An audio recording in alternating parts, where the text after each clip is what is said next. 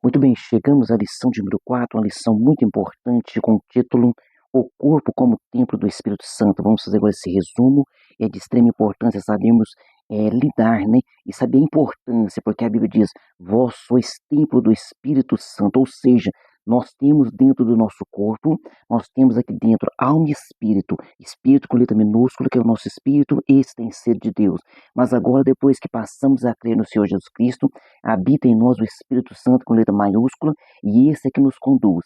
Então é importante cuidarmos do nosso corpo, mas também o equilíbrio para não endeusar o corpo. E quantos, né, nós temos visto perdendo até mesmo a vida com cirurgias plásticas desnecessárias, que não são cirurgias corretivas, mas são porque a pessoa pensa que precisa melhorar isso, melhorar aquilo, e estão sendo cada dia mais escravizadas, né?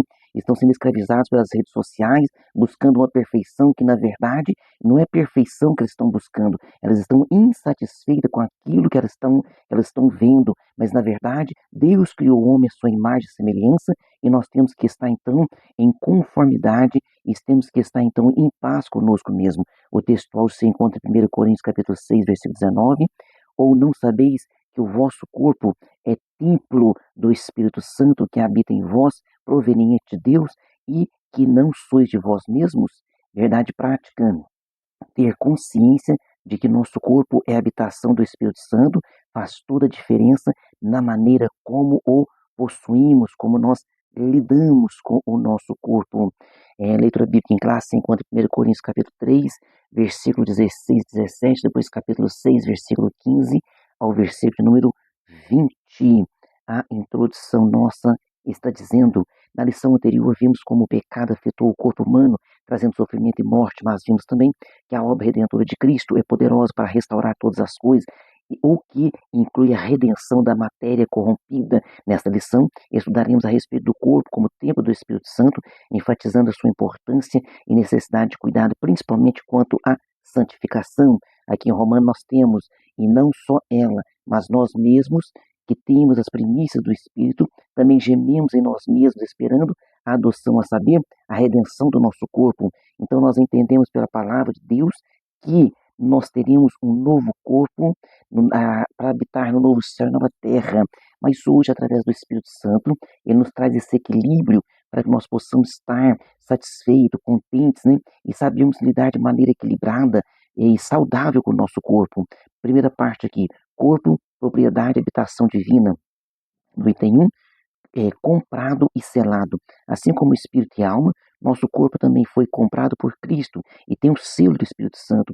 Isso nos torna propriedade de Deus em todos os sentidos, em todos os aspectos, né? Então está dizendo assim a palavra em 1 Coríntios 6, 20, porque fostes comprado por um bom preço, glorificai, pois, a Deus no vosso corpo e no vosso espírito, os quais pertencem a Deus. Então glorificar a Deus no nosso corpo e também no nosso espírito. Então o nosso corpo, literalmente, né, é templo do Espírito Santo, como Jesus prometeu aos discípulos, diz assim, ó, e eu rogarei ao Pai, e ele vos dará outro consolador. Essa palavra outro no grego significa de, de igualdade com Cristo. Então Cristo não tinha ninguém maior para enviar para cuidar dos seus discípulos, mas ele enviou alguém semelhante a ele, em pé de igualdade. Então aqui, esse outro significa isso. É como se uma mãe precisasse se ausentar, ir no banco, ir no mercado e confiasse o seu filho à sua própria mãe, né? À sua avó, a avó do menino, no caso. Então ela saberia que cuidaria de maneira correta. Mesma coisa é Jesus Cristo dizendo aqui, ó, outro consolador, para que fique convosco para sempre o Espírito da verdade. Então, esse é o Espírito Santo que habita convosco e estará em vós. A expressão habita convosco e estará em vós indica dois estados distintos. Primeiro, antes da morte e ressurreição de Jesus Cristo, os discípulos tinham a presença do Espírito Santo com eles. Depois passaram a tê-lo dentro deles pela experiência da regeneração, como acontece com todos aqueles que nascem de novo. Então, com propriedade e habitação divina, temos que nos santificar e nos dedicar a Deus por inteiro. Enganam-se os que dizem que ele quer apenas o corpo. Não, Deus quer apenas do corpo, né? Deus quer apenas o coração. Não, Deus quer apenas o coração, Deus quer apenas o nosso íntimo. Não, Ele nos quer de corpo, alma e espírito. Então a palavra do Senhor diz, e cada um de vós saiba possuir o seu vaso em santificação e honra, o seu corpo. Nós temos que saber o que nós estamos fazendo com o nosso corpo, né? Em Pedro diz, mas como é santo aquele que vos chamou, sede vós também santo em toda a vossa maneira de viver e de proceder.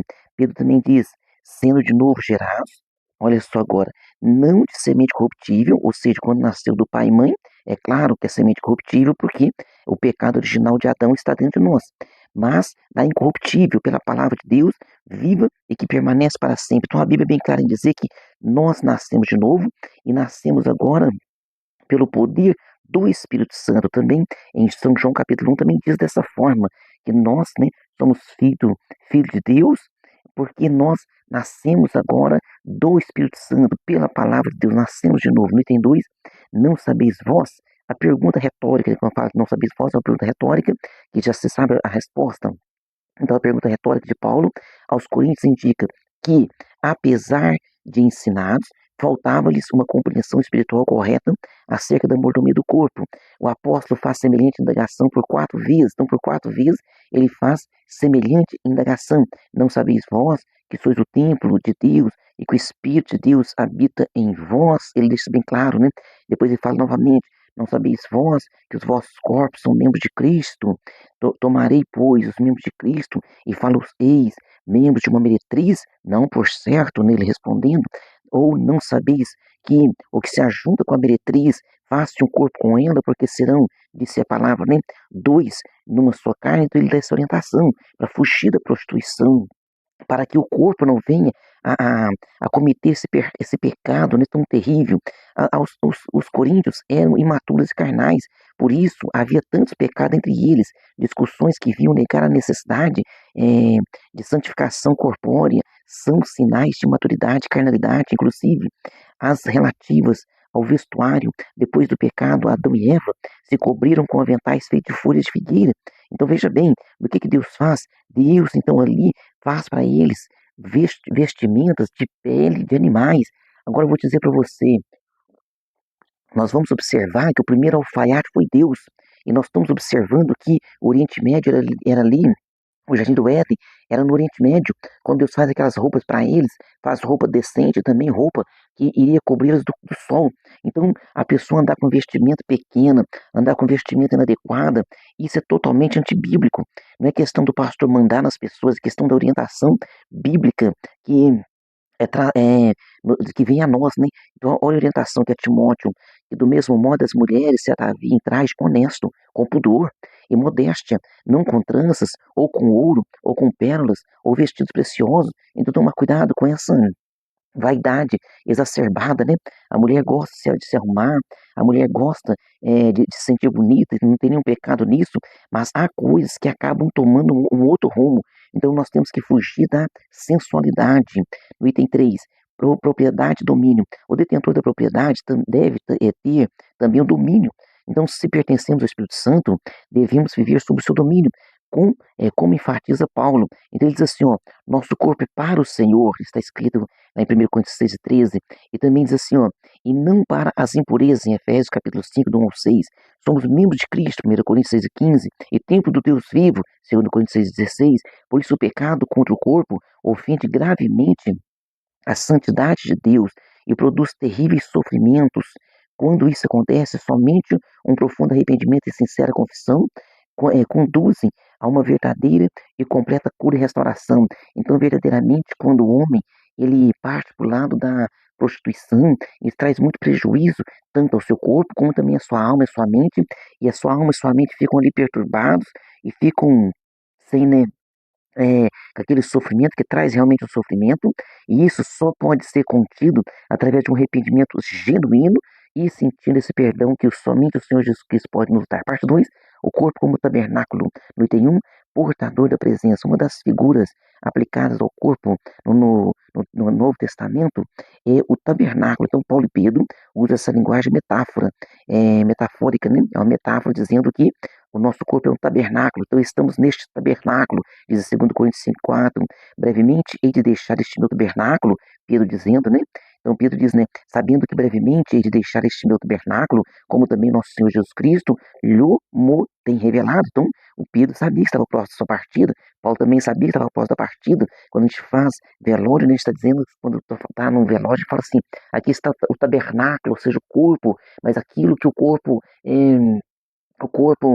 detinha, né, que era alma e espírito, agora estão com Deus. Então tudo isso, nós usamos essa linguagem de metáfora porque vem da própria palavra do Senhor. Isso nos remete ao Antigo Testamento, ao tabernáculo de Moisés, e me farão um santuário e habitarei no meio deles. Então, quando fizeram ali o tabernáculo, o santuário para Deus habitar, Deus na verdade quer habitar o quê? Em nós, agora ele habita em nós, através do Espírito Santo, e solidifica o entendimento do corpo como portador da presença do Deus vivo. O Todo-Poderoso decidiu viver em nós uma tão frágil habitação. Isso é algo incrível, maravilhoso. E diz lá em Romanos, e se o Espírito daquele que dos mortos ressuscitou a Jesus habita em vós, aquele que dos mortos ressuscitou a Cristo também vivificará o vosso corpo mortal pelo seu Espírito que em vós habita. Então é bem clara a palavra de Deus dizendo isso, né? Apocalipse confirma dizendo assim, ó, eis que estou à porta e bato, se alguém ouvir a minha voz e abrir a porta, entrarei em sua casa. Que casa? É dentro de nós mesmos, e com ele cearei e ele comigo. Então nós temos essa viva promessa. O Espírito Santo continua a porta batendo através de quê? Através de cada um de nós levando a palavra. O Espírito Santo está tocando na vida daqueles que estão ao nosso redor. Tabernáculo e tricotomia. A analogia do tabernáculo reforça também o aspecto tricotômico do ser humano. Então a composição em três partes, corpo, alma e espírito, né? Assim como a edificação feita no deserto. Então, o tabernáculo compreendia o pátio, um espaço externo aberto, tá? E o lugar santo, e o lugar santíssimo. Então, o lugar santo, você imaginar ele ali, um retângulo, como as igrejas geralmente são retângulo, e tem a nave da igreja das pessoas ficam e tem o púlpito. Então, entre a nave e o púlpito teria ali uma cortina separando. Então, assim era o lugar santo, era o lugar onde o povo, né, a nave da igreja, e o púlpito, então, simbolizaria ali o lugar santíssimo. Por que o lugar santíssimo? Porque é onde ficava a arca da aliança. Eu estou falando sempre que você entenda, viu? Mas porque hoje o templo mesmo somos nós, tá? Somos nós. Um espaço interno único, coberto, separado apenas por um véu. O que lembra tênue divisão entre alma e espírito. Olha que coisa linda, né? Então ali o lugar santo, o lugar santíssimo, representaria o quê? A alma e espírito, separado por aquele véu, porque é difícil você falar separadamente da alma e do espírito. Então ali, no lugar santíssimo, entrava o sumo sacerdote uma vez por ano só, para oferecer sacrifício por todo o povo. Olha que coisa maravilhosa essa comparação feita aqui, né? Quando o tabernáculo foi levantado, a glória do Senhor o encheu completamente. Assim é a presença do Espírito Santo na vida do crente, enche-o em sua integridade, corpo, alma e espírito. Isso se torna ainda mais evidente nas gloriosas experiências pentecostais. Um tabernáculo guiado. Tem que lembrar o seguinte, viu? Nós somos templo do Espírito Santo, separadamente nós somos o templo do Espírito Santo, mas quando nós estamos juntos, nós somos igreja. A igreja, a composição da igreja, a simbologia da igreja, a metáfora da igreja é diferente. Qual é a metáfora da igreja? É um corpo. Então Cristo é a cabeça e a igreja é o corpo, ou seja, todas as pessoas juntamente formam a igreja. Então a igreja todas as pessoas juntas formam a igreja. Então não confunda, viu? Ah, eu sozinho sou a igreja. Então você sozinho é o templo do Espírito Santo. E você faz parte da igreja. Você sozinho na igreja, você faz parte da igreja. Por isso precisamos congregar. Precisamos estar juntos. Então Pedro, o próprio nome dele, fala sobre isso, né? Ele próprio diz que ele era pedra viva. E ele diz também, vós sois pedras vivas. Então tabernáculo guiado. Outra lição espiritual que extraímos da metáfora do tabernáculo é importante ter a presença de Deus como guia permanente e eficaz em nossa vida. Se a nuvem do Senhor que estava sobre o tabernáculo se levantava, os filhos de Israel caminhavam. Eles tinham que caminhar debaixo daquela sombra, debaixo daquela nuvem. Os filhos de Israel caminhavam. E se não levantavam, eles permaneciam no mesmo lugar.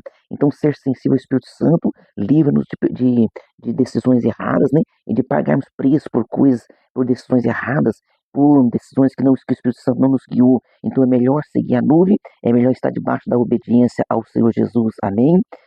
Cuidado do templo do espírito, parte 3, no item 1, fugir da prostituição, substantivo grego porneia, do grego, né, traduzido como prostituição.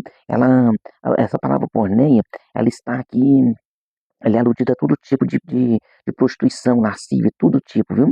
Então, tem um significado amplo. Então, ali em 1 Coríntios 6,18 tem um significado amplo, referindo-se à impureza na atualizada, né, na Almeida Revista Atualizada, ou imoralidade sexual, na sentido geral, também na nova versão atualizada e nova versão Almeida atualizada e na nova versão internacional. Toda a prática sexual fora do casamento está abarcada nessa expressão, viu? Usar o verbo fugir na voz ativa, né? Filgo, fugir ou para longe, fugir de alguma coisa ou para longe. Então, Paulo aponta para a necessidade de ações concretas para que a pessoa possa fugir da impureza sexual. Então, não é falar assim, eu sou forte, se alguém está me tentando, eu continuo ali flertando com o perigo. Não, foge disso. Por quê? Porque a Bíblia está orientando dessa forma o que vemos como e como vemos determina se o nosso corpo será cheio de luz ou de trevas. Além dos nefastos efeitos espirituais, os pecados sexuais produzem graves consequências físicas e mentais. A pornografia, por exemplo, tem se tornado um vício altamente destrutivo. O alerta divino é imperativo radical, fugir. Então alguém fala assim, né? Ah, mas quando não é crente, né? Será que tem algum problema com pornografia? É o espírito que letra minuto dentro de nós, e ele tem sede de Deus. A pornografia, mesmo a pessoa não sendo crente, atua sobre ela de modo negativo. E até mesmo depois de casado, a pessoa que, quando era solteiro e ficava muito atrás de pornografia, depois de casado, também traz prejuízo em certas partes do casamento. Então tem que tomar cuidado e precisa o quê? Essa disciplina da mente para que a pessoa possa fugir, né, e vencer todas essas batalhas. No item 2, disciplinas espirituais. Para uma vida espiritual plena, como o templo do Espírito Santo, não basta que os membros do corpo deixem de ser instrumentos do pecado. É preciso apresentá-los a Deus como instrumentos de justiça, ou seja, não é só deixar a prostituição, não é só deixar a pornografia, mas tem que encher o vazio de outra coisa. Então, quando a pessoa estava atrás dessas coisas, que tem um vazio dentro dela, mas agora ela vai encher o que encher do Espírito Santo, em sacrifício vivo, santo e agradável a Deus, que está descrito ali em Romanos, né? Rogo, pois, irmãos, Paulo estava rogando que vos apresenteis aos vossos, pela compaixão de Deus, que apresentei o vosso corpo. Então nós temos que tomar esse cuidado. Então não é apenas parar de pecar, mas encher a nossa vida, porque a Bíblia diz, a boca fala que o coração está cheio. Então por meio do corpo que praticamos, mais importante, disciplina da nossa vida espiritual, como jejum, oração, estudo da palavra de Deus, estar na casa do Senhor, poder ajudar as pessoas, né? Então que são fundamentais, contínuas e fluentes, agência do Espírito de Deus em nosso interior. Ele nos guia em toda a verdade, produz em nós o fruto do Espírito Santo. Aí o fruto, precisamos amadurecer cada parte desse fruto, nos capacita para servir a Cristo e habita em nosso coração como penhor da eterna salvação. Que o Espírito Santo está dentro de nós como garantia de que vamos morar com Cristo na eternidade. Disciplinas corporais é um contrassenso, né? Ter o corpo como templo do Espírito Santo e tratá-lo sem o devido cuidado. Então, dentre os cuidados que estão a quantidade e a qualidade de nossa alimentação. Quantidade e qualidade, às vezes se afirma em tudo, então jocoso, né? Que o crente não sabe, não pode beber, mas que come muito. Isso é uma piadinha, né? Mas é uma piadinha que também traz a nós um sinal de alerta, sinal vermelho. Não seria reflexo da falta de moderação de alguns, além do aspecto alimentar, descanso, especialmente o sono, viu? E exercício físico também são importantes, cuidados para o corpo e a mente. Então, cabe a cada um de nós fazer uso regular dos meios de saúde preventivos e curativos disponíveis. E diz assim Isaías, ó, e dissera Isaías, tome uma pasta de figos e punha como em pasto sobre a chaga e sarará. Aqui quando o rei estava doente, Isaías disse que ele seria curado, e ele até duvidou, né? Então, Isaías deu essa medicação para passar ali, para que ele fosse curado. Então nós temos que cuidar do nosso corpo, para que nosso corpo seja curado, para que nosso corpo seja saudável, para fazer a vontade e a obra do Senhor. Amém? Corpo e mente saudáveis nos tornam mais dispostos para adorar e servir a Deus, tá certo? Quantas pessoas, né, que às vezes começam com uma dieta, vai melhorando ali o seu físico, fala, nossa, agora eu melhorei, estou fazendo uma caminhada, estou mais disposto. Nós precisamos dessa disposição, precisamos dessa alegria, dessa vibração dentro de nós mesmos, tá? Então, o equilíbrio, principalmente, então, é, um elevado privilégio, fruto da graça de Deus em Cristo Jesus. Então, nós precisamos o quê? Nós precisamos é, que vivamos de maneira sábia e equilibrada, como o templo do Espírito Santo. Então, este é um elevado privilégio e de ouvir ensinamento também, tá? Porque muitas vezes nós não ouvimos sobre isso, nós estamos ouvindo mais sobre esse cuidado para que possamos viver mais tempo e servirmos a Deus mais tempo nessa terra e podermos ganhar mais almas, amém? Para nossas perguntas agora, qual a diferença da condição espiritual dos discípulos antes e depois da regeneração? Então, antes da morte e ressurreição de Jesus, os discípulos tinham a presença do Espírito Santo com eles. Depois, eles passaram a ter o que? O Espírito Santo dentro deles, né? Pergunta 2. Qual a consequência da incompreensão espiritual dos coríntios acerca do corpo como templo do Espírito Santo? Os coríntios eram imaturos e carnais, por isso haviam tantos pecados entre eles, pecados realmente terríveis, né? Pergunta 3. O que, e como a analogia entre o corpo e o tabernáculo reforça a analogia do corpo e o tabernáculo, também ela reforça também o aspecto tricotômico do ser humano, né? Composição entre três partes. Então você vai observar lá o templo, né? Observar ali o santuário. Então você vai ver aquelas três partes e o corpo tem essas três partes. Então, então como Deus habitava ali no santuário, Deus agora fez de nós esse santuário. Então, é uma analogia muito maravilhosa. Pergunta 4. Qual o aspecto do corpo nas disciplinas espirituais? Por meio do corpo que praticamos as mais importantes disciplinas de nossa vida espiritual, como o jejum, a oração e o estudo da palavra de Deus. Então, pergunta assim, quais são as principais disciplinas corporais e qual a importância espiritual delas? Então, além do aspecto alimentar, descanso, especialmente o sono, e exercício físico também são importantes cuidados para o corpo e a mente. Então, devemos cuidar desse corpo, porque quanto mais tempo nós ficarmos aqui, mais tempo nós teremos para adorar a Ele e fazer a vontade dEle e trazer almas para o seu reino. Essa é a vontade de Deus para conosco. Amém? Deus abençoe você e sua família e até a próxima aula.